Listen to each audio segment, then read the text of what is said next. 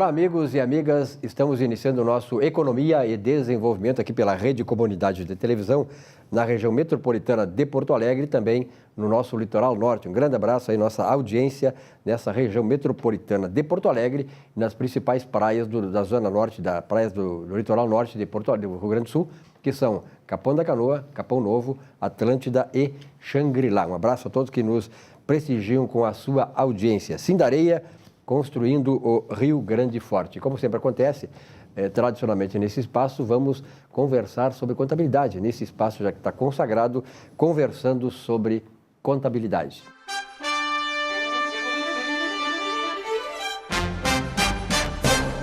E o nosso entrevistado é Salésio D'Agostino. Salésio, prazer em tê-lo aqui novamente no programa, né? Parabéns, cada vez mais consolidando esse espaço aqui. Bom, temos um novo presidente. Jair Bolsonaro acabou vencendo as eleições, né? Vontade da população brasileira. E graças a Deus estamos saindo de um sistema muito estatizado, de pouca liberdade, de empreendimento, para um novo ciclo que eu imagino seja de positividade para o Brasil, para a nação brasileira. O que a contabilidade pode fazer em prol de Jair Bolsonaro, da presidência de Jair Bolsonaro e do Brasil?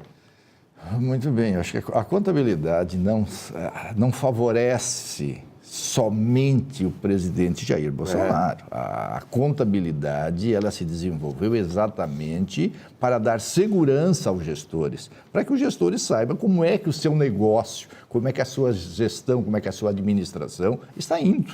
É para isso que a contabilidade surgiu para proteger a gestão, proteger a riqueza, proteger as finanças, proteger a economia, enfim, fazer tudo aquilo que nós precisamos e que necessitamos para desenvolver a nossa economia. Muito bem, então a contabilidade é fundamental nisso.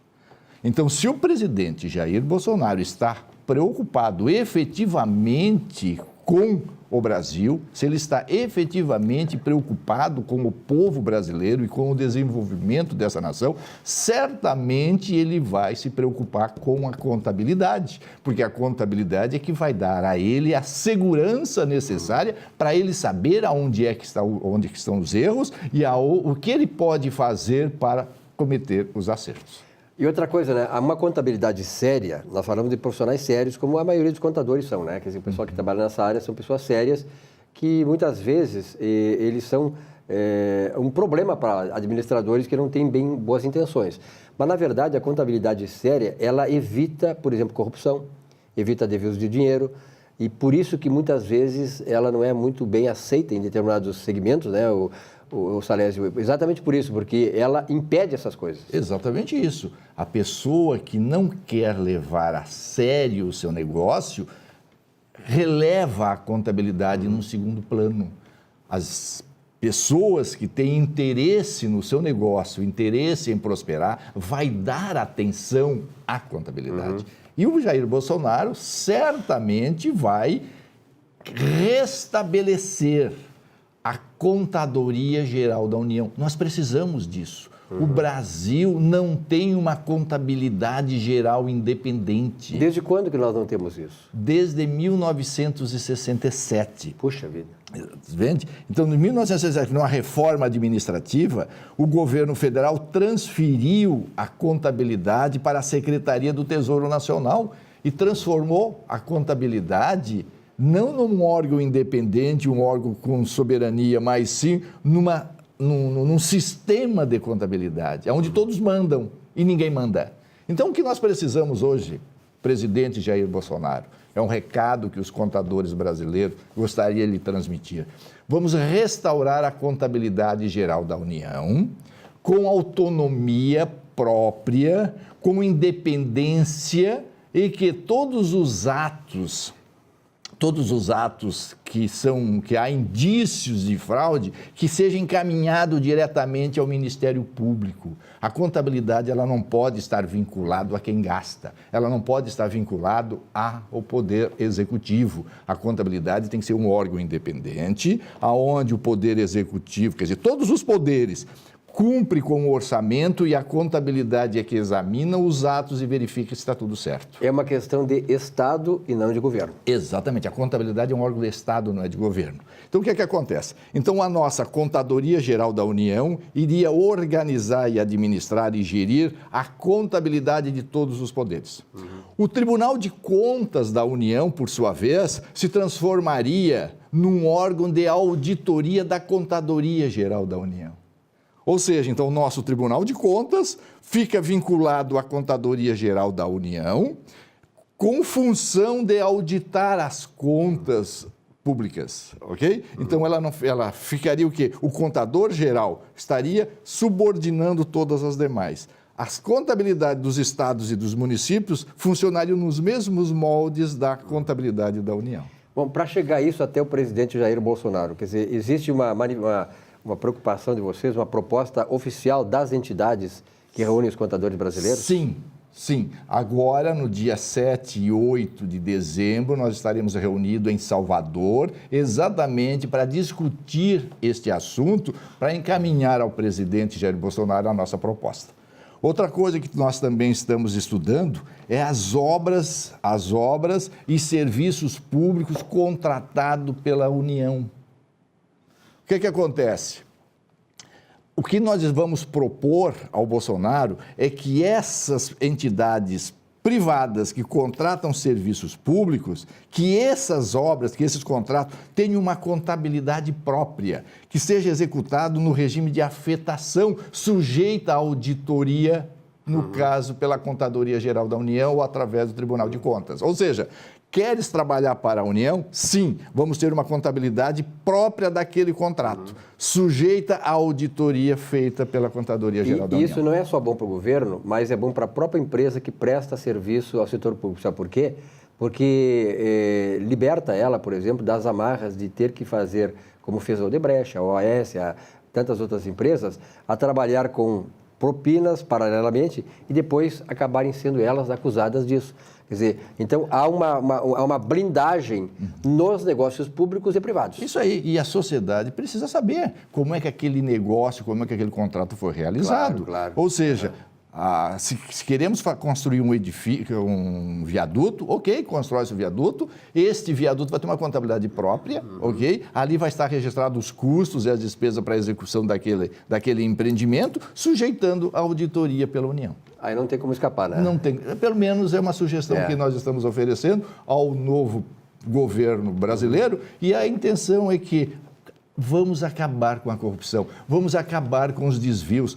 O povo está muito sofrido e o povo precisa ter retorno. E o retorno é a segurança, é a educação, enfim, é o transporte, é tudo que ele precisa. E dinheiro nós temos, recursos nós temos, capacidade nós temos, é só colocar em prática. E só não desviar tanto dinheiro como desviam no Brasil, né? Esse é o problema. Com uma contabilidade independente, com uma contabilidade desvinculado a quem gasta, pode ficar certo que isso vai ser muito difícil. Bom, esse encontro de dezembro lá em Salvador. 7 e 8 de dezembro, a Procon Brasil vai estar reunida lá.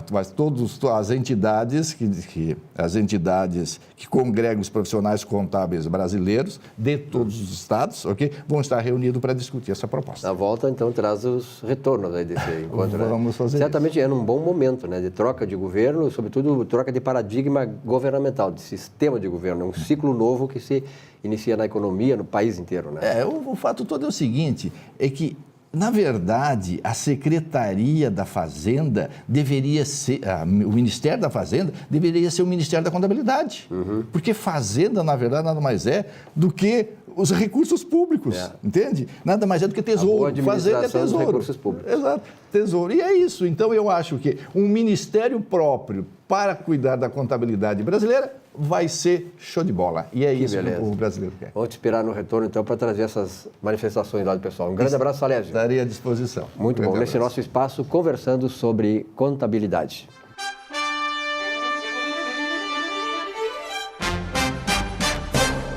Oi, tudo bem? Hoje eu trago um exercício que eu aprendi quando eu fiz o trainer em PNL. E é um exercício muito simples, que depois com o tempo eu fui chamando de 4 perguntinhas mágicas. mas esse exercício na PNL ele é chamado como 4 mates, né? Ou enquadramento, que é usado ou para te preparar uma palestra ou para te preparar uma aula, e eu comecei a me dar conta da importância de usar essas 4 perguntinhas mágicas para um objetivo, por exemplo, ou para uma mudança que eu queira fazer em mim, ou para uma nova atividade que eu queira fazer, que eu possa estar em dúvida, ou realmente uma mudança até de comportamento. Então, eu te convido, vamos pensar agora juntos em alguma mudança de comportamento, tá? Que tu queira fazer. Qual seria essa mudança? A gente tem que ter um objetivo para começar a aplicar as 4 perguntinhas mágicas. Então, a primeira perguntinha, já pensou aí no comportamento, na mudança? Então, a primeira perguntinha é: por que eu quero fazer essa mudança? Por quê? Por que é importante essa mudança, mudar este comportamento em mim?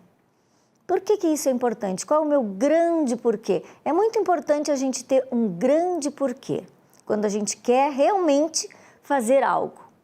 Esse porquê, ele nos dá uma estrutura muito legal para realmente conseguir atingir aquele objetivo.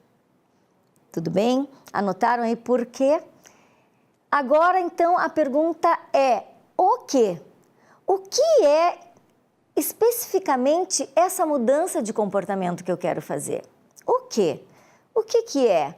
Então, aí, pensa, é uma mudança quando eu estou sozinha, uma mudança quando eu estou com os outros, é tal e tal comportamento, sei lá, especifica.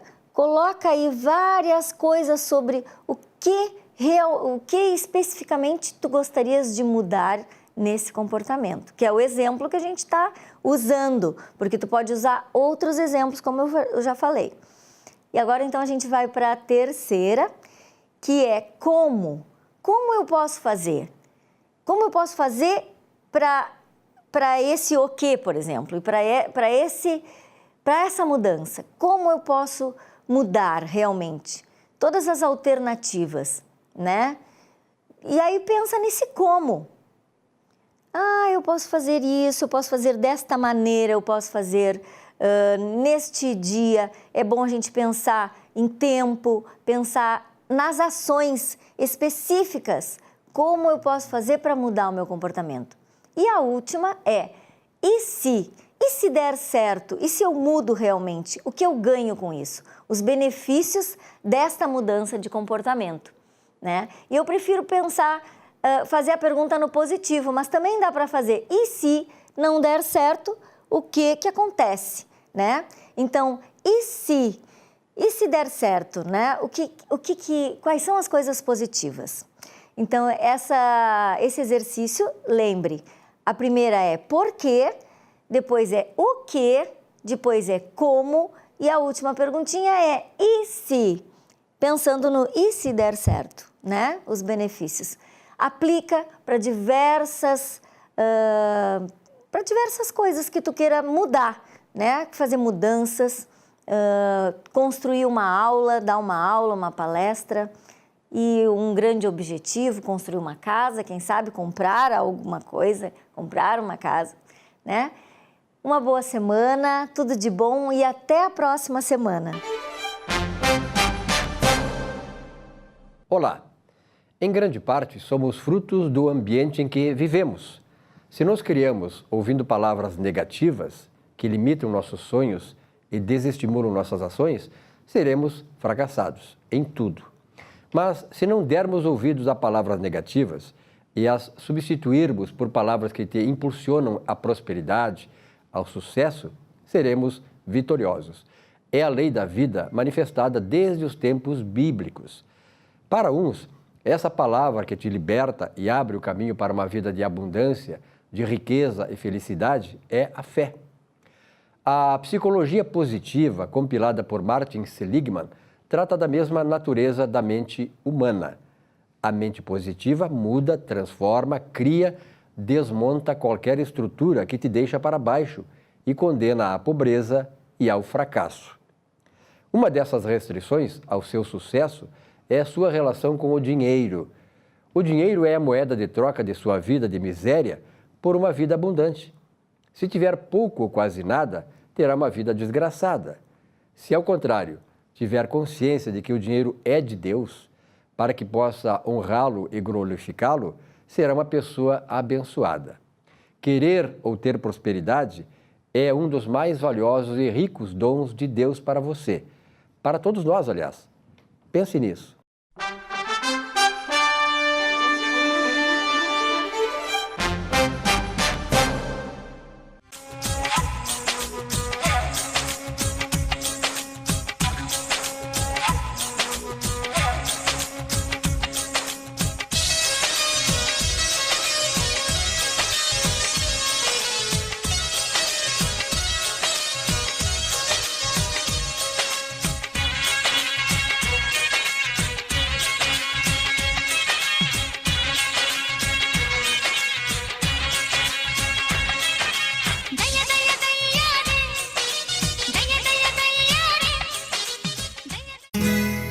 Ser gaúcho é preservar as tradições, é valorizar a educação e acreditar que um futuro melhor nasce nas páginas de um livro.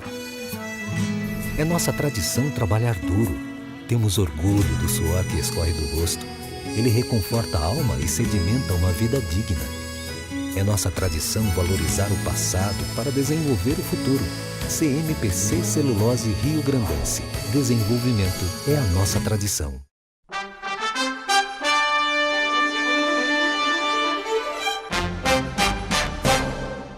Olá, meus amigos. Mais uma vez aqui no programa Economia e Desenvolvimento, falando sobre seus direitos, e hoje falaremos sobre a terceirização. A reforma que foi feita em 2017, a promulgação dessa lei de março de 2017 e os seus impactos hoje, passados quase 2 anos, né, 1 ano e meio. Vamos ver o que aconteceu no cenário atual. Bom, a terceirização, quando começou, originava e destinava-se para os serviços meios, atividades meios. As atividades fins não eram abarcadas pela terceirização. O que é a terceirização? A terceirização é um tomador de serviço, uma empresa, por exemplo, um órgão público, um hospital, um banco, um prestador de serviço, que seria aí a empresa, essa que se contrata e presta o serviço a esse tomador de serviço, e o empregado. Nessa triologia, né, nessa pirâmide aí, temos o empregado como a parte mais fragilizada na origem que era a terceirização, que era para os serviços meios. Hoje, com a terceirização, também está ocorrendo a terceirização das atividades fins. Esse que é o problema. Porque passados quase 2 anos dessa lei, o que tem ocorrendo? O que vem acontecendo no cenário jurídico? Outrora, apenas serviços de zeladoria, portaria, limpeza ingressavam com demandas na justiça reclamando créditos e verbas trabalhistas, pois as empresas, as terceirizadas, não pagavam as verbas trabalhistas, fechavam por problemas financeiros, por falta de pagamento pelos entes públicos, empresas públicas, isso acarretava no não pagamento ao empregado. E aí, como a parte mais fragilizada, acabava sofrendo aí o revés todo dessa fragilidade de economia. Então, o que se fazia? Se fazia um ingresso da justiça cobrando do tomador de serviço e do prestador de serviço. Então, o empregado cobrava, além de cobrar da empresa terceirizada, cobrava do ente tomador de serviço. Com a alteração da lei, ocorreu 2 coisas. Uma, não mais só a atividade meio, mas a atividade fim também foi prevista para a terceirização. Então, hoje, o que se tem? Enfermeiros, técnicos de enfermagem, cobrando na justiça direitos trabalhistas porque não estão recebendo. As empresas fecham, as empresas passam por dificuldades financeiras e não tem como pagar esses profissionais, que são profissionais com padrão de vida maior, salários mais altos do que outrora eram os servidores os empregados de atividade meio, zeladoria, portaria e serviço de limpeza. Então, passado esse tempo de terceirização, o que ocorreu? Não ocorreu o aumento ou a diminuição dos direitos referente ao empregado. Não, muito pelo contrário. Aumentou, sim, a inadimplência, agora para essas pessoas que têm um cargo um pouco mais elevado, com a autorização da lei que flexibilizou. O que ocorre? Que na justiça foi reformado que o projeto da lei previa que não poderia ser ajuizado ou cobrado do tomador. Exemplo, o ente público, a empresa, o banco não poderia ser cobrado. Só que no judiciário, a jurisprudência entendeu, viu que isso estava dando problemas e aí acabou não aplicando essa parte da lei e hoje sim, o empregado, quando se defronta com essa situação de inadimplemento, de inadimplência no seu pagamento, pode acionar tanto a empresa, prestadora de serviço, como o tomador de serviço. Então, ingresse sempre contra os dois na Justiça do Trabalho para ter garantido aí as suas verbas trabalhistas, que direito seu é. Muito obrigado e até a próxima. Bom, o nosso Economia e Desenvolvimento está aqui na Lucas de Oliveira, 1085, lugar onde está a clínica do Dr. Marcos Salles, que é cirurgião bucomaxilofacial. Bucomaxilofacial, que é um termo meio complicado de dizer, mas importantíssimo, né? Porque, na verdade, hoje, né, doutor Marcos, as pessoas estão tentando, de certa maneira, ter uma vivência melhor, uma vida mais saudável, mas também atualizar a sua face, quer dizer, aquelas coisas que a velhice vem trazendo, que o problema de má condução da saúde acaba trazendo de prejuízo na face das pessoas, elas buscam reconstituir isso. Que serviço o senhor está oferecendo aqui para as suas clientes e seus clientes também? Então, a cirurgia bucomaxilofacial, ela trabalha junto com as deformidades da face, né, e com as melhorias também através de alguns produtos que a gente tem utilizado no mercado, que hoje é oferecido por vários colegas em várias outras instituições também. Aqui na Lucas de Oliveiras, o que a gente faz? A gente está fazendo a harmonização facial. Então a gente usa o Botox, o fio de PDO, o ácido hialurônico, os preenchimentos labiais, né, as correções de cicatrizes, tudo isso são feitos para harmonização e para melhoria da qualidade de saúde da pele do paciente. Tá? Qual é a mais, digamos assim, a mais requisitada aqui dessas alternativas? As alternativas são todas, praticamente todas, e todas as pessoas fazem, tanto homens quanto mulheres, tá? Isso não tem. Hoje, mais ou menos, as mulheres procuram mais, mas ainda os homens ainda procuram numa faixa de 60% a 40% para os homens. Os homens cada vez mais estão também, mas isso aí eu acho que é um fenômeno moderno, né? Não é só regional, nacional, mas mundial. O homem hoje também se procura a beleza, quer dizer, há um padrão de beleza mundial e nós não fugimos dessa regra. Correto, e na verdade a gente está também corrigindo as imperfeições para trazer saúde para essa pessoa. A gente não vai pensar só na beleza, né? Tem a questão da saúde da nossa pele, né? Da nossa autoestima. Então o que eles procuram aqui é isso, e a gente tem oferecido esse serviço com bastante qualidade. Além de ser o pioneiro para a gente poder oferecer também um conforto ao paciente, né? Ele vir e ficar aqui e desfrutar também dos prazeres que tem o nosso estabelecimento, né? Doutora, claro que os homens estão procurando muito também essa questão toda aí de estética e tal, mas muito também por causa das mulheres. Por exemplo, eu conheço muitos amigos cujas mulheres trazem o marido aqui porque querem também que ele se submeta a esse tipo de coisa. Porque, na verdade, como o senhor falou muito bem, não é uma questão só de estética, é uma questão de autoestima e de saúde. Exatamente, de saúde, né, de autoestima. Cada vez mais as pessoas estão prolongando a sua vida, né? Hoje a medicina prolongou a nossa vida, a gente tem uma expectativa de vida maior e todo mundo quer envelhecer com uma saúde melhor, com uma saúde perfeita. Esses procedimentos vêm trazer esse conforto para o paciente, tá? E a qualidade de vida, a gente consegue aproveitar mais os prazeres que a vida nos traz. O trabalho que a gente teve durante toda a nossa carreira, aproveitar um pouco mais com uma saúde perfeita, com uma aparência melhor. As oportunidades também surgem devido a essas consequências que a aparência nos traz, né? Uma aparência boa é um sinal de saúde também. O senhor falou muito bem a questão do envelhecimento da população. E quando a gente vai envelhecendo, a gente vai tendo as marcas da vida no nosso rosto, na nossa cara, digamos, né? Mas veja bem, quando eu nasci, doutor, lá na década de 50, a expectativa de vida do brasileiro era de 40 anos. 40 anos. Sim. Hoje, a expectativa do brasileiro é mais de 76 anos, ou seja, 36 anos mais. Isso significa dizer que nós estamos envelhecendo e, naturalmente, as pessoas estão... A marca da vida está presente no rosto das pessoas. Mas veja bem, o que eu observo, não sei se o senhor confirma isso, hoje até tem meninas de 16, 18, 20 anos procurando isso. Exatamente. A gente tem que ter a preocupação com a questão do limite da idade, né? Muito precocemente, aí a gente não indica. Até os 30 anos de idade, a gente consegue produzir o colágeno no nosso organismo. Essas fórmulas, esses produtos que são colocados, nada mais são do que os produtos que você parou de produzir, que o teu organismo não produz mais. Então a gente está estimulando a pele, aí ela está sempre com um aspecto jovial, trazendo sustentação, trazendo melhor na flacidez, a melhora da flacidez e um contorno facial melhor, uma harmonização facial. É essa a nossa intenção, ajudar o cliente a ficar com uma pele bonita e uma harmonização facial adequada para a idade que ela pertence. Doutor, o pessoal que está nos assistindo, sobretudo o público feminino, nós temos uma grande audiência aqui na região metropolitana de Porto Alegre, em Porto Alegre e no litoral norte, Capão da Canoa, Capão Novo, Atlântida e Xangri-Lá.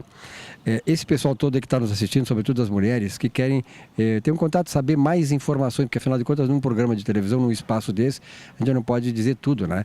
Como é que faz o contato com o senhor?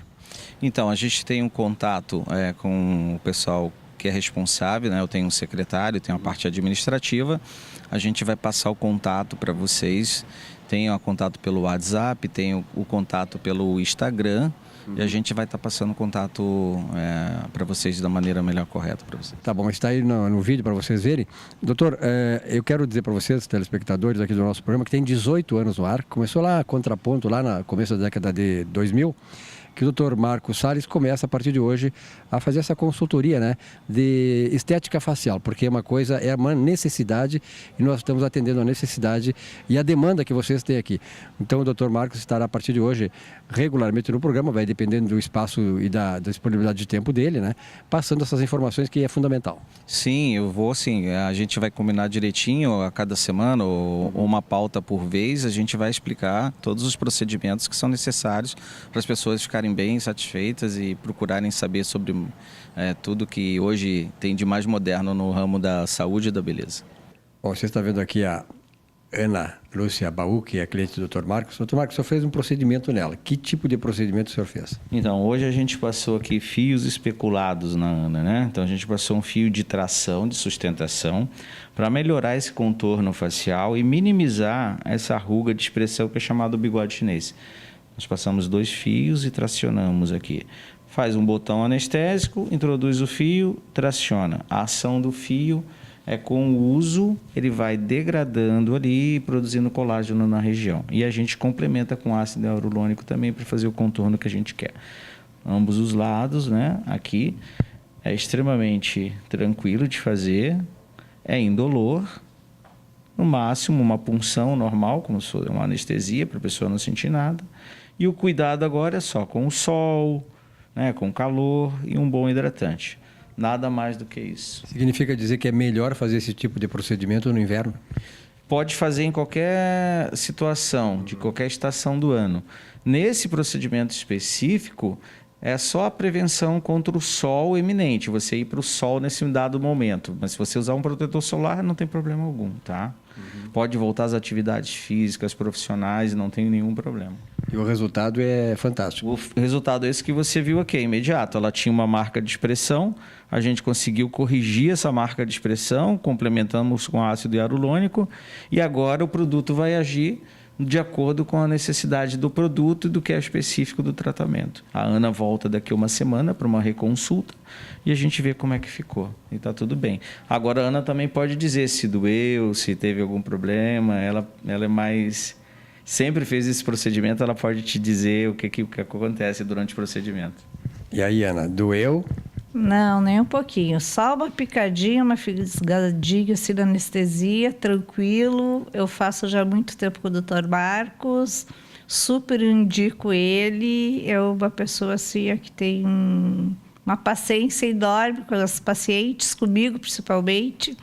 Eu adoro fazer esse tipo de procedimento porque dá o resultado imediato na hora. Bom, e naturalmente que isso aí também te ajuda na autoestima, né? Ana tem uma profissional. Sim, me ajuda para o meu trabalho, eu trabalho com a estética também, e me ajuda com a minha autoestima, né? Porque tudo que a gente faz para a autoestima da gente passa para as outras pessoas também. Bom, nós vimos tu entrando aqui, mas tu sai renovada, é isso? Super renovada, aliviada.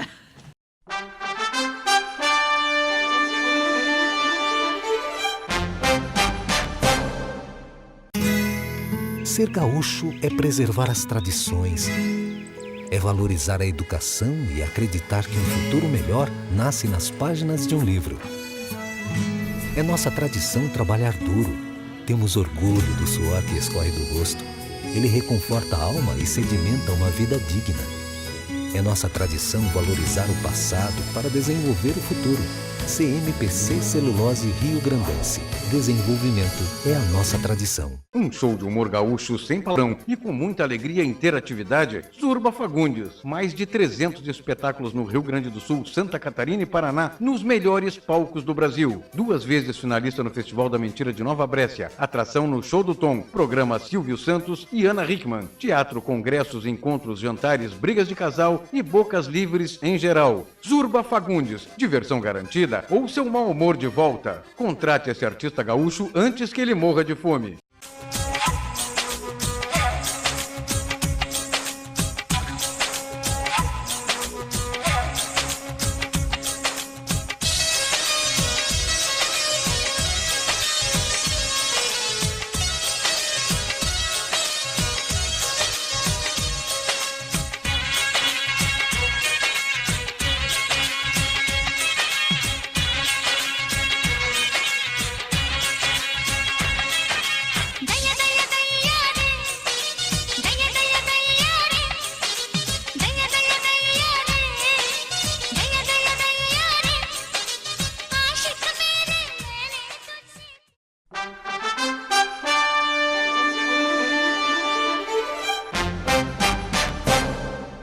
Silvio, havia uma grande expectativa acerca da escolha da pessoa que iria exercer, no novo governo, o cargo de advogado-geral da União.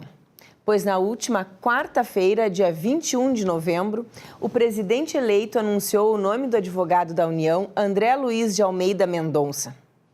André Mendonça possui um currículo invejável, não só do ponto de vista acadêmico, como também exerce uma posição de destaque nos quadros da AGU. Instituição que passou a integrar, advindo do 2º concurso público para advogado da União, da histórica turma de 2000. Grupo que perfectibilizou na prática a então nova carreira, visto que o primeiro concurso aprovou menos de 30 advogados no país. André, que antes de ingressar na instituição foi advogado da Petrobras, entre outras funções, foi procurador seccional da União em Londrina, diretor do Departamento de Patrimônio e Probidade da AGU e corregedor-geral. É doutor em Direito pela Universidade de Salamanca, na Espanha, onde foi aprovado com avaliação máxima em sua tese sobre recuperação de ativos procedentes de corrupção. Como se vê, a escolha de André Mendonça segue a linha adotada pelo presidente Jair Bolsonaro de escolher o alto escalão de sua gestão utilizando critérios técnicos e de idoneidade. A sociedade brasileira foi beneficiada, pois o novo comandante da instituição responsável por proteger o nosso patrimônio é pessoa de altíssimo nível técnico e intelectual. Isso é muito relevante, pois a Advocacia Geral da União é a instituição que viabiliza as políticas públicas, bem como a estruturação das instituições, uma vez que tem por missão, ao fazer a defesa da União, 3 poderes, Ministério Público, etc., preservar os recursos públicos. Ou seja, O advogado público é aquele que fecha a torneira do cofre, evitando que o nosso dinheiro, o dinheiro público, seja desviado em detrimento do bem comum. O advogado público não é advogado do governo de plantão. Ele é nosso advogado. E o presidente Bolsonaro, ao escolher uma pessoa com as características do Dr. André Mendonça, mostra ter essa compreensão. Parabéns ao novo advogado-geral da União, que tenha muito sucesso em sua nova missão. Parabéns ao presidente Bolsonaro pela bela escolha e parabéns, acima de tudo, à população brasileira, ao contribuinte, visto que seus representantes judiciais estarão bem liderados. Muito obrigada. Muito bem, nesse espaço do Economia e Desenvolvimento desta semana, estamos recebendo um convidado especial que é trazido aqui pelo nosso amigo Walter. Como é que está, meu amigo Walter? Tudo bem? Pois é, como nós comentamos no programa anterior, nós trouxemos um convidado especialista para falar sobre certificações financeiras. Está aqui conosco o Lucas Silva. Tudo bem, Lucas? Como vai, Walter? Tudo bem? Muito prazer em tê-lo aqui, Lucas. Prazer, seja bem-vindo aí. Obrigado. Né? Assunto importante, né? Exatamente. Pois é, Lucas, o objetivo de te convidar para conversar com os nossos telespectadores é falar um pouquinho sobre a importância das certificações financeiras para esse público que trabalha com consultoria financeira. Fala um pouquinho para nós como funciona esse teu trabalho. Legal. Obrigado aí pelo convite, antes de mais nada, e eu acho que é muito importante de falar sobre isso, que é educação financeira, né? As certificações financeiras, elas são provas que habilitam o profissional do mercado financeiro a comercializar produto de investimento. O que acontece? O cliente, ao ir no banco, ao ir numa instituição financeira, acredita que aquele profissional tem capacidade para ofertar aqueles produtos da instituição financeira. E então as provas funcionam justamente como uma habilitação para que esse profissional mostre que tem uma capacidade mínima para justamente falar sobre o mercado financeiro, sobre produtos de investimentos. Então, funciona como se fosse uma carteira de habilitação para poder dirigir. Eu faço a prova, então, olha, tu tem aquela capacidade mínima, pode dirigir, pode ir para a rua. As provas de certificações é a mesma coisa, só que voltado para o mercado de investimento. Eu vou lá, faço a prova, então mostro que tenho aquela capacidade mínima e aí estou habilitado a comercializar produtos de investimento. E isso é importante, é óbvio, porque o cliente, ao ir na instituição financeira, precisa que tenha pessoas preparadas para cuidar efetivamente do seu dinheiro. Sobretudo nessa área financeira, o cara quer ter segurança também, um mínimo de segurança, né? Quer dizer, a gente sabe que a gente atua nesse meio, né, Walter? Que o risco é inerente à atividade, em qualquer atividade. Nós não temos, assim, 100% de segurança de que vamos ter o êxito, né, Walter? Claro. Essas certificações, esses exames, essas provas, elas são exigidas por lei, Lucas? Na verdade, Walter, isso é uma boa pergunta, porque não é uma lei, é um código de autorregulação.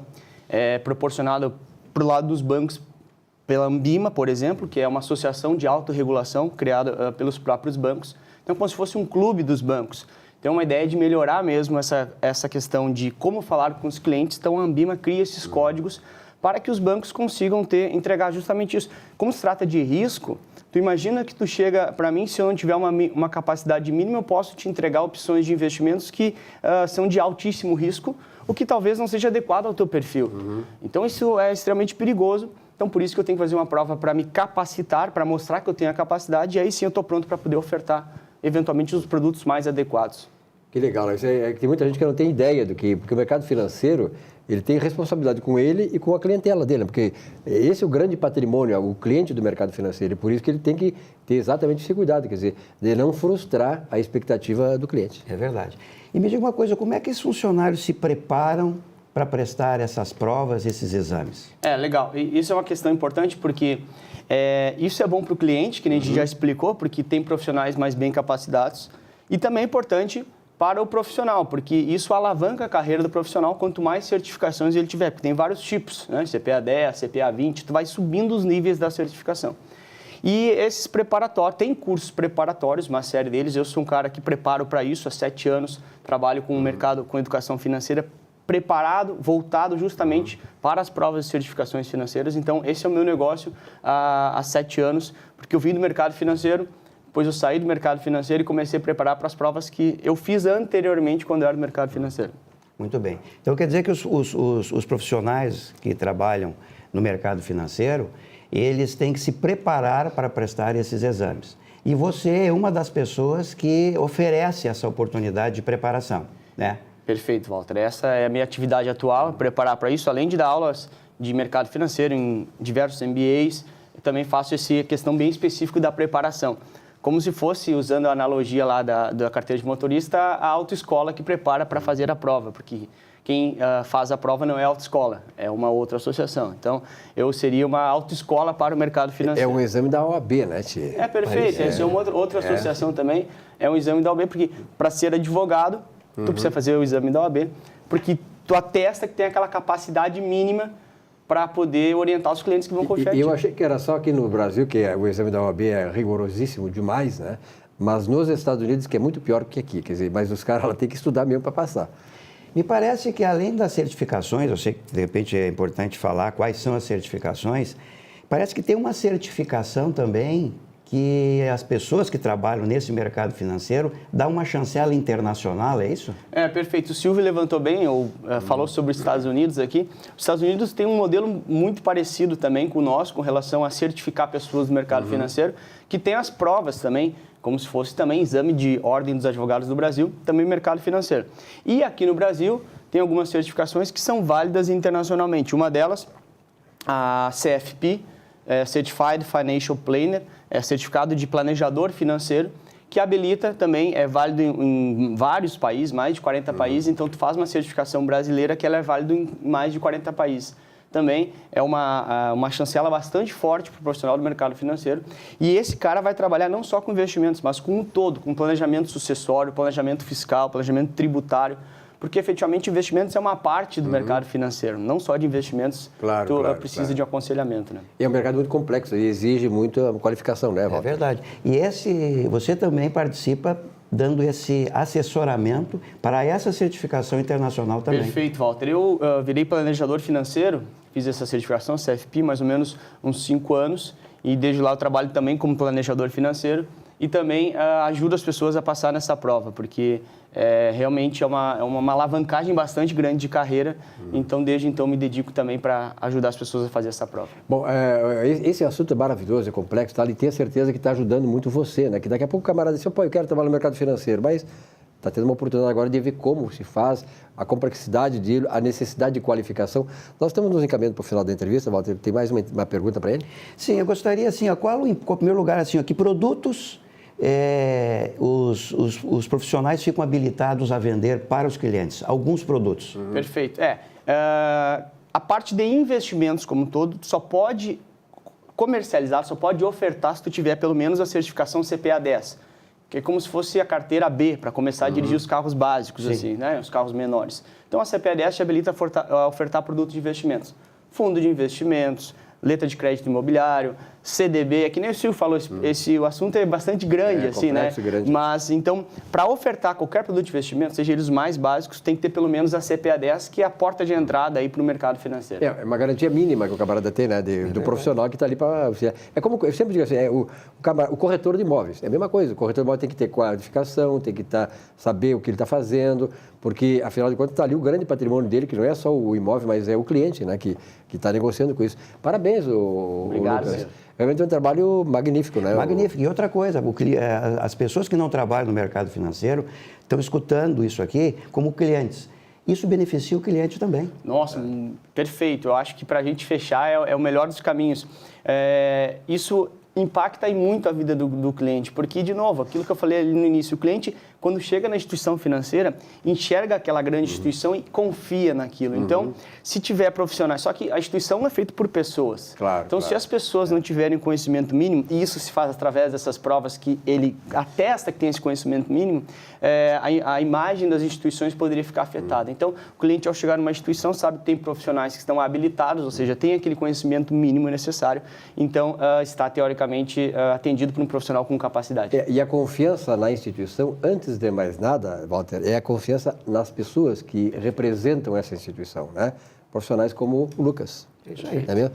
Lucas, muito prazer. Obrigado, Silvio. Virar mais vezes, eu acho importante isso. Eu sempre fui defensor, como economista, de que nós tivéssemos uma educação financeira, que eu não tive, eu acabei tendo que buscar no meu mestrado, que fiz a Fundação Getúlio Vargas, quer dizer, depois dos meus caminhos, né, de profissionais e tal, mas na verdade eu acho que as crianças, lá desde o ensino médio, já tem que ter essa educação financeira.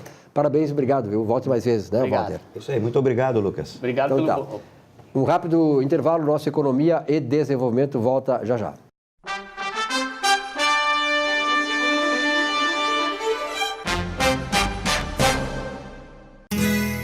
Ser gaúcho é preservar as tradições, é valorizar a educação e acreditar que um futuro melhor nasce nas páginas de um livro. É nossa tradição trabalhar duro. Temos orgulho do suor que escorre do rosto. Ele reconforta a alma e sedimenta uma vida digna. É nossa tradição valorizar o passado para desenvolver o futuro. CMPC Celulose Rio Grandense. Desenvolvimento é a nossa tradição.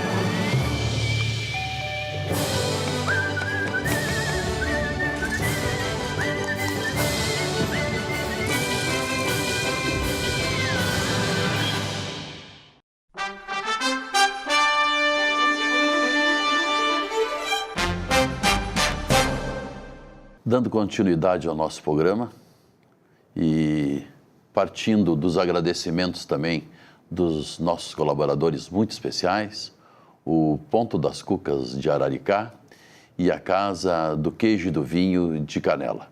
Também a Noemi Aluguéis, de Capão da Canoa. Um grande abraço a todos vocês que colaboram conosco e nos possibilitam apresentar o nosso programa. Dando continuidade do último bloco, que era a continuação da trajetória e vida do escritor Jorge, que aqui vos fala, e que ocasionou a confecção do primeiro livro Meu Nome é Jorge, que inclusive está agora em pré-produção de um longa-metragem. Mais ou menos 13 anos e meio foi a idade que eu vim parar aqui em Porto Alegre, dormindo nos bancos da Praça da Alfândega e sendo abençoado e protegido pelos jacarandás. Mas eu fui trazido para cá por uma amizade não muito sincera, que me prometeu que eu iria ter emprego, que eu teria comida, que eu teria dinheiro para me alimentar e me manter, mas não foi nada disso. Qual a minha surpresa? Fui abandonado na rodoviária, onde eu permaneci por 3 dias. Ali, eu vivia nas ruas, dormindo nos bancos da rodoviária, mas eu tinha muito medo, que era uma época militar, e então a gente não podia andar nas ruas. Dali, eu parti para a Praça da Alfândega, porque eu não conhecia muito bem Porto Alegre. Melhor, eu não conhecia nada de Porto Alegre. Eu cheguei em Porto Alegre, nunca tinha entrado aqui, trazido pela mão de uma pessoa que me prometeu sonhos, e eu acreditava nesses sonhos. Quando eu me deparei, eu dormindo nos bancos da Praça da Alfândega, tinham me trazido para cá para me prostituir. Eu tinha um cabelinho comprido, eu era magrinho, era elegante, apesar do meu estado deplorável, porque eu urinava nas minhas roupas, né? Cheirava mal e dormia ali na Praça da Alfândega. E me utilizava também do banheiro público para me lavar e ficar por ali também, e quando eu tinha sede, beber aquela água. Também vivia de favores dos comerciantes por ali.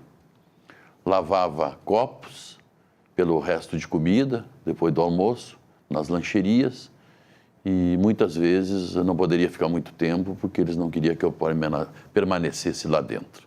Às vezes eu implorava, pedia, deixa eu trabalhar aqui. Mas eles não queriam que eu trabalhasse.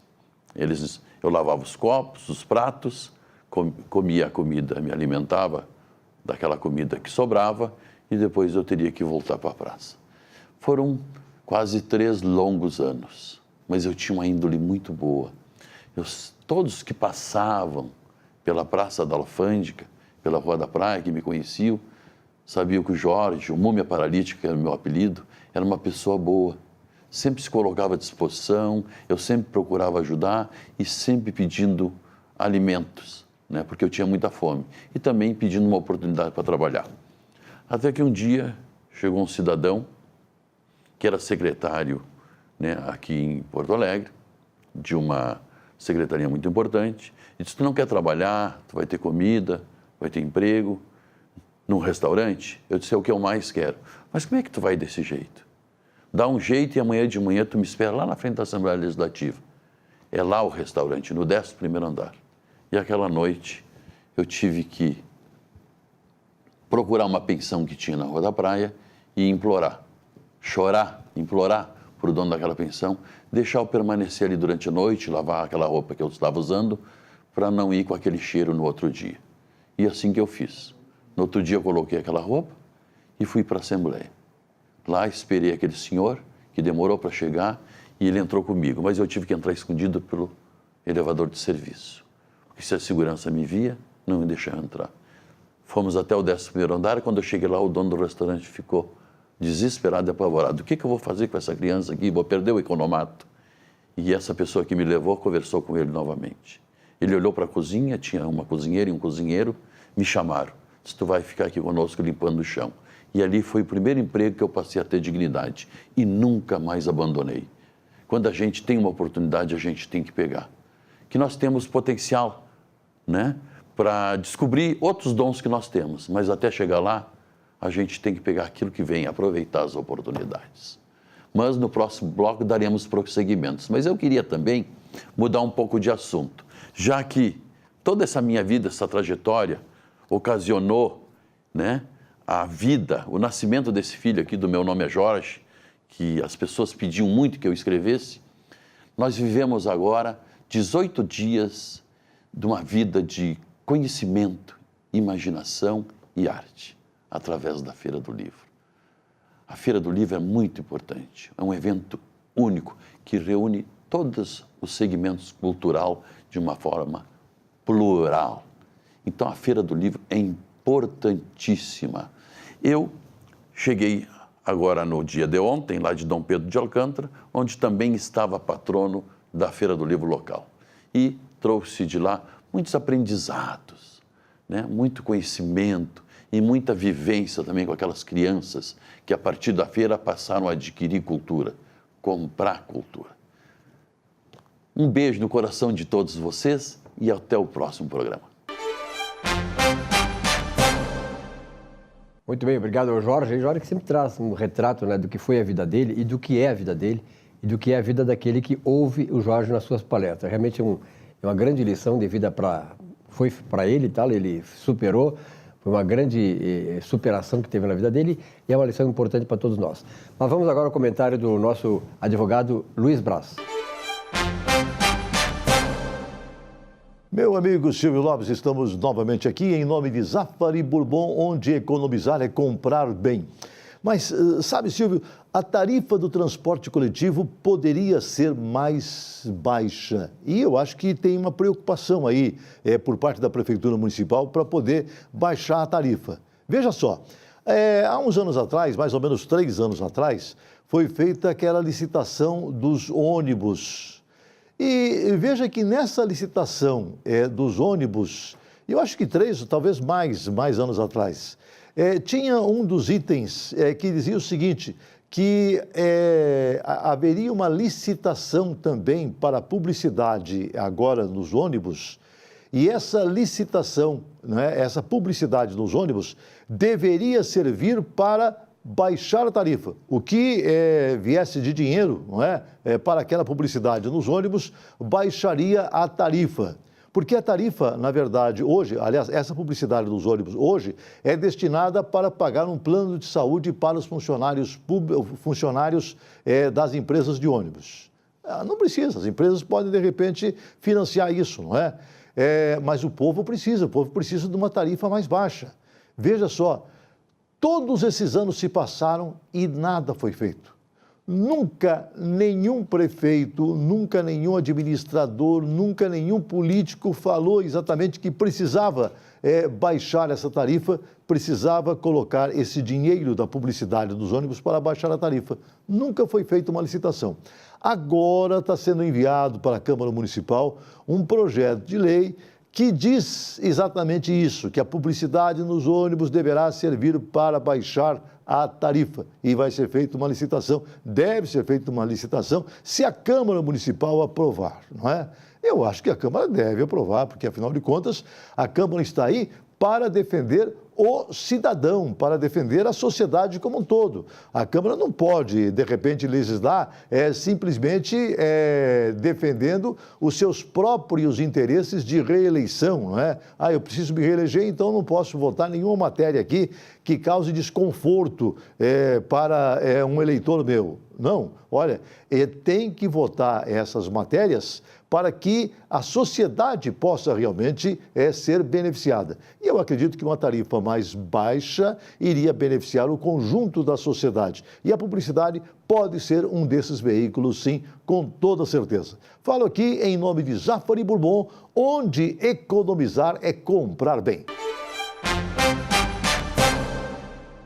Muito bem, o nosso Economia e Desenvolvimento fica por aqui nesta semana, desejando para vocês um belo fim de semana, uma boa semana de trabalho, e o Economia e Desenvolvimento volta na semana que vem. Até lá.